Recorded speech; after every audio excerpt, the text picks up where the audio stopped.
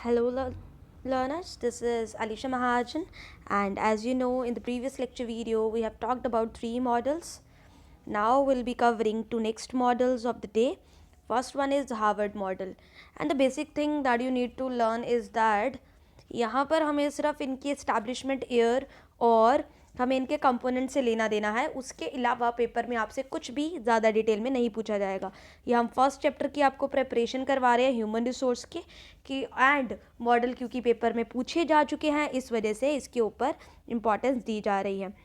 सो सबसे पहले आपने अपनी स्क्रीन्स पर देख रहे हैं Harvard framework for HRM।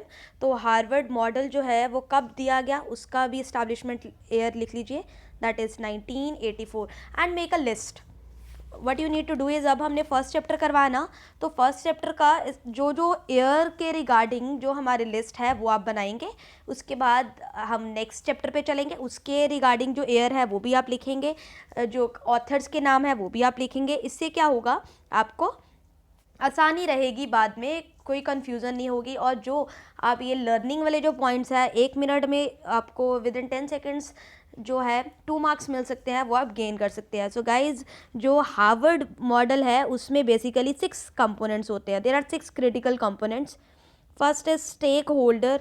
As you all know, stakeholder and shareholder are different thing. Stakeholder में ही shareholder, management, government, community सब आ जाते हैं। So coming to the first component, I'm zooming it out. So guys, you are watching on your screen that is stakeholder interest. तो stakeholder interest में हमारा क्या क्या आता है, मतलब ये फर्स्ट हमारा component है, that is shareholder, management, employees, government and community groups. ठीक है।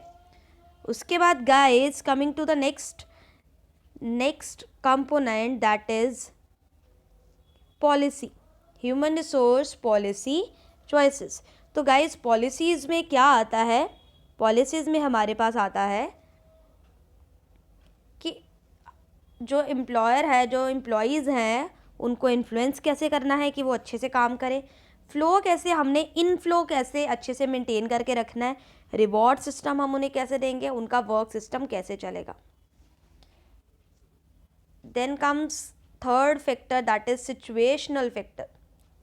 अब सिचुएशन में क्या आएगा, वर्क फोर्स कैसा होगा सिचुएशन के अकॉर्डिंग, ठीक है ना, स्ट्रैटेजीज कैसे होंगी, लेबर मार्केट। सो इनके जस्ट आपने ज़्यादा बेसिकली इतने डीप में नहीं जाना, जस्ट आपको उसके कंपोनेंट्स याद होने चाहिए। जैसे पेपर में पूछ लिया which among the following is not the component of Harvard model, so आपको पता होना चाहिए सिचुएशनल फैक्टर है, स्टेक होल्डर फैक्टर है, ठीक है, पॉलिसीज़ है, उसके अलावा आउटकम्स हैं। आउटकम में क्या आता है, बेसिकली रिजल्ट, ठीक है। तो रिजल्ट इस तरीके से आएगा, if you are competent, competence दिखा रहे हो, कॉन्ग्रेंस दिखा रहे हो, कॉस्ट इफेक्टिवनेस दिखा रहे हो, तो outcomes is related to 4 C's, commitment, competence, congruence and cost effectiveness. Then coming to the fifth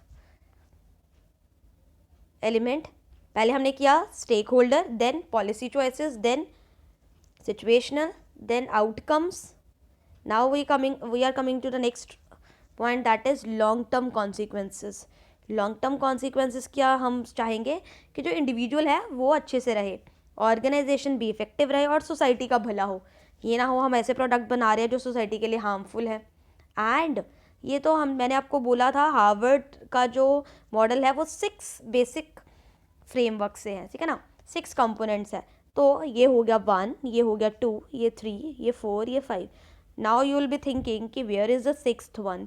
तो गाइस 6 जो इसका कंपोनेंट होता है, make it in your head, remember it that it is feedback. 6th component हमारा है feedback, ये खुद लिख लीजिए, यहाँ पर नहीं अवेलेबल है। तो ये बेसिकली ये 6 कंपोनेंट से बना है, that is stakeholder interest, situational factor, policies, outcomes and long term consequences. Hope you are clear with this. Coming to the next model, that is Dave Ulrich model of human resource. अब ये जो model है आप देख सकते हैं, इसके आपने 4 कंपोनेंट्स याद करने हैं बेसिकली। सो क्या है 4 component, strategic partner. Strategic partner basically वो देखेगा इसमें ह्यूमन रिसोर्स में कि हमारे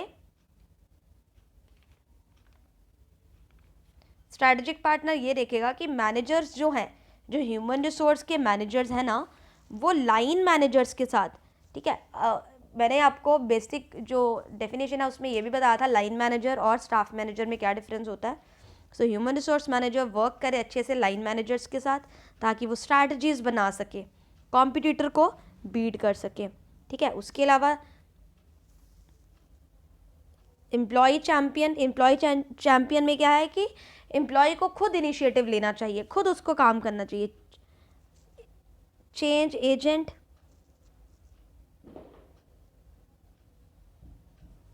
अब इसके साथ आप साथ साथ में देख सकते हैं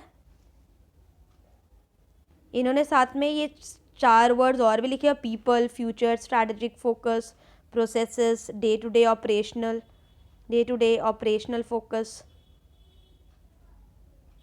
सो these are like lined up. इन दोनों के लिए, स्ट्रैटेजिक और एडमिनिस्ट्रेटिव के लिए, we are having processes and future strategic focus. Then for the change agent and employee relationship, we have day-to-day operational focus and people. So they are saying change agent according to the need of the company. Employee champion, it means employee को initiative लेना चाहिए. Administrative expert, सब काम ठीक ढंग से हो, day to day operation अच्छे से हो, वो उसने देखना है कि ठीक ढंग से काम हो रहा हो. सो ये जो चीज़ें हैं गाइज, बेसिकली आपने इन चारों वर्ड को ही याद रखना है. और क्या याद रखना है, ये सबसे एंड पे बना है, ये सबसे ज़्यादा वेल डिज़र्व्ड मॉडल है. और ये कब बना है, 1996 में. एक बार जो हमने 5 मॉडल करे हैं उसकी आपको ईयर बता देती हूँ, क्योंकि बेसिकली वो या तो उसका किसने लिखा है ये बत पूछेंगे. तो ये डेव उलरिच का ही मॉडल है. उन्होंने अपनी बुक में लिखा था ह्यूमन रिलेशन चैम्पियंस में. ह्यूमन रिलेशन चैम्पियन में उन्होंने बताया था कि जो ह्यूमन रिसोर्स के फंक्शन है उसको एक ट्रांजैक्शन ना समझकर ट्रांसफॉर्मेशनल में कन्वर्ट किया था. उन्होंने बोला था that is not a transaction, it is a transformation. So इसका ईयर याद रख लीजिए क्या है, 1996. उसके अलावा सबके आपको एक एक बार इस्टेब्लिशमेंट ईयर करवा देती हूँ.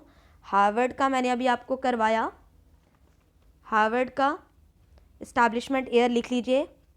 If you have not written, that is 1984.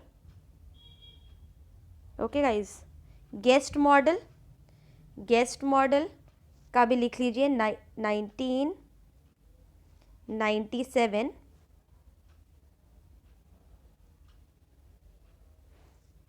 Warwick model हमने किया, दैट इज़ ऑन 1990s. ये भी लिख लीजिए, गेस्ट मॉडल हो गया. एंड फर्स्ट वन याद रखिए, सबसे पहले ही फॉर्म ब्रम बना था और उसका ईयर क्या, establishment year 1984. Hope you are clear with this, you are done with these models. आपको इनके एस्टैब्लिशमेंट ईयर और किसने दिया ये और कंपोनेंट्स याद करने हैं. Thank you guys for watching.